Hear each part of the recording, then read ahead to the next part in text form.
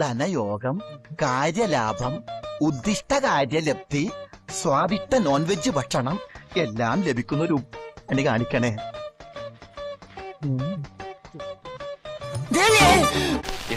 എന്താ പ്രശ്നം?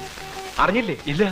എന്നവാ ഏറ്റവും പ്രധാനപ്പെട്ട ഒരു വാർത്തയിലേക്ക് നമ്മൾ കയറുന്നു. ഇപ്പോൾ കിട്ടിയ വാർത്ത, CMRL എക്സാലോജിക് ഇടപാടുമായി ബന്ധപ്പെട്ട കേസിൽ 12 കേന്ദ്രങ്ങളിൽ ഇപ്പോൾ ED റെയ്ഡ് നടക്കുന്നു.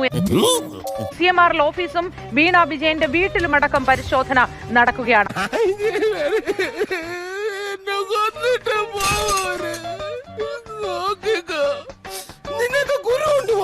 പിണറായി വിജയന്റെ വീട്ടിലടക്കം ഈ പരിശോധന നടക്കുന്നു.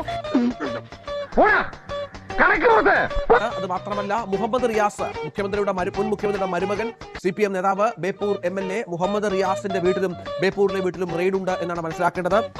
അത് നന്നായി. അടിയാണെങ്കിൽ ഒരു പണിയെടുക്കാതെ മര്യാദയ്ക്ക് സുഖമായിട്ട് കഴിയായിരുന്നു.